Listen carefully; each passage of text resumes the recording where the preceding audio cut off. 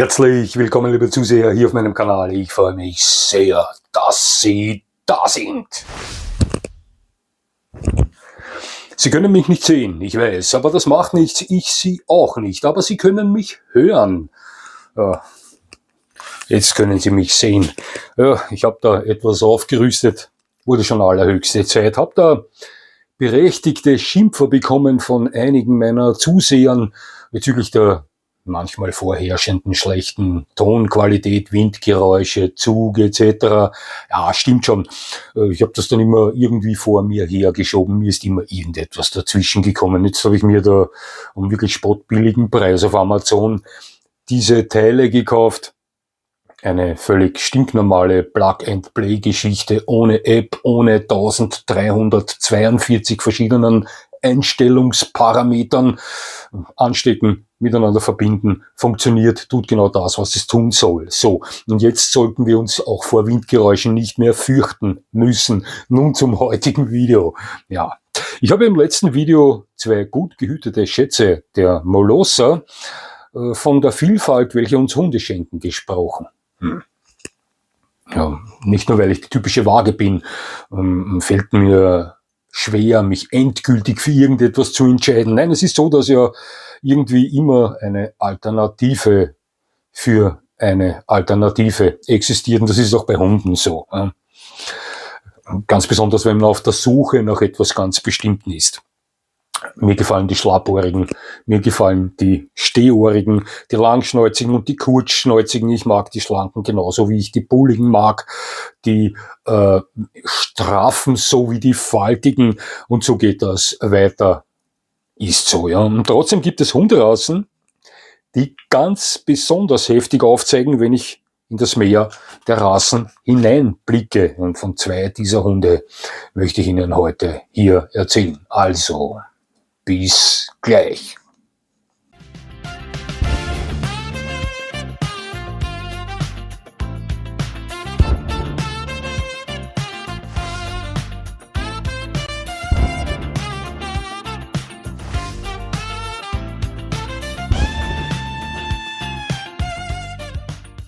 Nun, wissen Sie, die Optik von Hounds, die hat es mir irgendwie schon immer angetan. Hounds. Hound ist der englische Begriff für Jagdhunde. Und obwohl damit viele verschiedene Rassen gemeint sind, verbinde ich immer einen ganz gewissen Typ Hund mit diesem Begriff Hound. Zwei Beispiele davon wären der English Foxhound oder der Hannoversche Schweißhund. Die beiden sollen als Beispiele für diesen Hound-Typ, wie er mir im Geiste immer vorschwirrt, gelten. Also athletische, kurzhaarige Hunde mit Schlappohren, die nicht immer, aber häufig geflecktes Fellkleid vorweisen.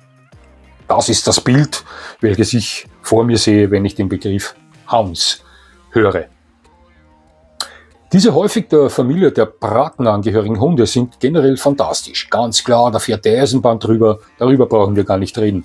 Doch geführt als 100%iger Haus- und Begleithund sind sie nicht immer ganz einfach. Häufig weisen sie ausgeprägte Eigenständigkeit, gerne auch Sturheit genannt, vor und geben etwas seltener wirklich gute Wach- und Schutzhunde ab. Soll nicht heißen, dass es die unter den Hounds nicht gibt.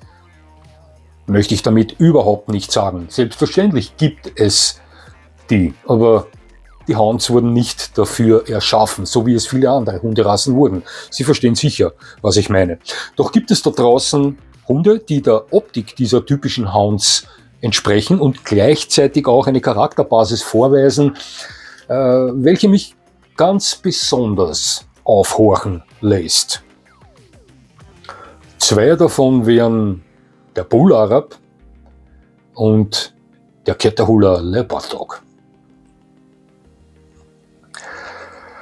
Ein Australier und ein US-Amerikaner, zwei Jäger, die sowohl optisch wie auch charakterlich eine riesige Fläche abdecken, zumindest für mich. Ich würde sagen, wir sehen uns zuerst mal den Australier an. Optisch ist der Bull Arab für mich ganz klar ein Hound. Einsatztechnisch aber ist er einer der weltbesten Saupacker, ein familienbewachender Schutzhund, und er tritt als Diensthund bei der australischen Polizei auf. Das Projekt Bull Arab, das wurde von Mr. Hodgins in den 70er Jahren in Australien gestartet. Greyhounds, Bullterrier und Vorstehhunde stellten die Basis dieses Hundes dar, aus welcher sich etwas später dann zwei eigenständige Typen entwickelten. In einem wurde noch etwas Mastiff-Blut hineingebaut, in dem anderen sorgte die Einkreuzung des Bloodhounds für das Optimieren der Nase. Grob erklärt kann der Bull Arab bis knapp 70 cm Schulterhöhe erreichen. Auch werden diese Hunde bis etwa 40 Kilo schwer, sind also manchmal ziemlich stattliche Hunde, diese australischen Pig Hunter. Dieser Hund ist bis dato von keinem Hundeverband auf der ganzen Welt als Rasse anerkannt, was ihn aber nicht weniger toll für mich macht. Überhaupt nicht. Ne? Das ist ein fantastischer Hund. Groß, schnell, enorm stark und leistungsfähig. Mut und Draufgängertum in Verbindung mit gut ausgeprägtem Will to Please, wenn der Hund den typischen Vertreter seiner Art darstellt, katapultieren ihn für mich ganz nach oben in der Riege der Hound-ähnlichen Hunde. Ein bewegungsfreudiger, familientauglicher Jäger mit enormer Power und Schutzinstinkt. Der typische Bull Arab ist mit Garantie ein überdurchschnittlich herausfordernder Hund, möchte ich sagen. Diesen Hund muss man als Besitzer schon gerecht werden. Man muss ihm Dinge bieten können, welche ihm charakterlich erblühen lassen. Solche Dinge sind natürlich immer einfacher gesagt als getan. Die meisten von Ihnen wissen das. Ja. Unterm Strich ist das ohne Zweifel ein herrlicher, außergewöhnlicher Jäger, ein Spitzenhund. Ich habe noch nie in meinem Leben persönlich einen Bull Arab gesehen, hatte Kontakt mit einem Zuseher meines Kanals. Einmal war das der Fall, der, soweit ich weiß, der erste Deutsche ist, der Bull Arabs nach Deutschland importiert hat. Der geht auch mit seinen Hunden in Australien jagen. Herrliche Hunde. Ein Fall für mich. Also treffen voll meinen Geschmack. Bull Arab, ein Top-Hound, ja, mit allem, was es benötigt, um mich zu faszinieren. Ja, nun, der US-Amerikaner, der Staatshund von Louisiana. Er zählt zu den Hundetypen der Curs. Ja, Curs nennt man Hunde, welche als Pharmahunde für alle möglichen Zwecke eingesetzt werden.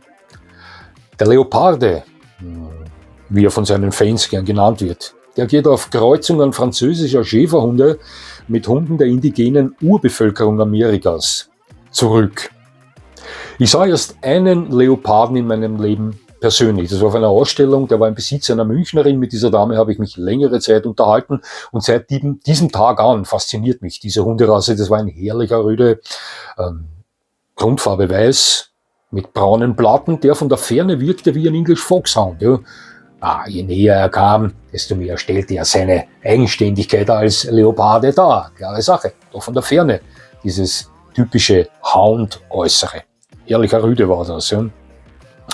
Für mich spielt dieser Hund ein ähnliches Spiel, wie es der Bull Arab spielt. Auch er ist optisch ganz klar dieser Hound-Typ.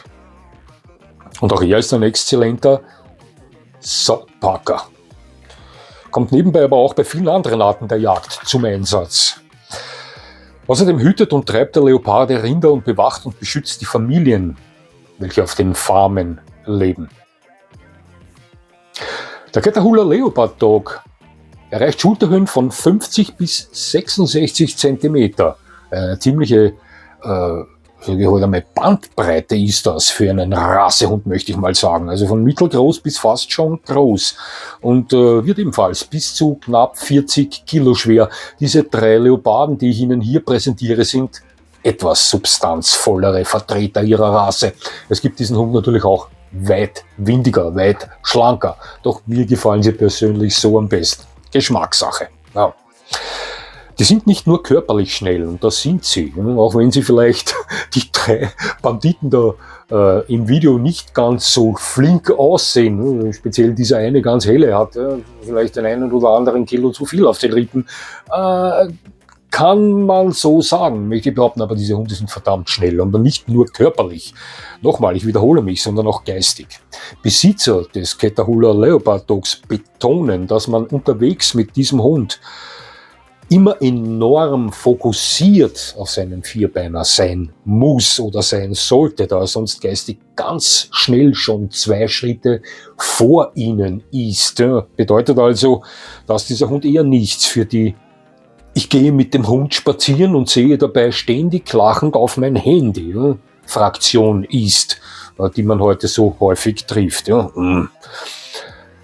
Das ist so wie der Australier, ein Hund, der von ihnen fordert, zu beweisen, dass sie es drauf haben, auf Bedürfnisse einzugehen, ganz sicher. Also das ist ein Powerpaket, der Leoparde. Das ist ein Jäger, ein Sportler, ein Aufpasser, ein Beschützer und ein absoluter Familientyp. Wenn Sie es als Hundeführer drauf haben, ich wiederhole mich, ein wunderschöner, kraftvoller Bandit ist der Catahoula Leopard Dog, spielt für mich so wie der Bull Arab ganz oben mit bei den Hound-ähnlichen Typen. Auf jeden Fall. Ne? Ich sagte schon im letzten Video, die innere und äußere Vielfalt der Hundewelt ist enorm. Ne? Sie sind alle toll. Und trotzdem gibt es Rassen, die noch einen besonderen Bonus drauflegen. Bei diesen beiden bin ich mir sicher, dass es sich um solche Hunde handelt. Ja, liebe Zuseher, es hat mich sehr gefreut, dass Sie mir zugesehen haben. Ich würde mich natürlich freuen, wenn Sie mir weiterhin zusehen. Und jetzt wünsche ich Ihnen noch einen schönen Tag. Und das war's schon wieder.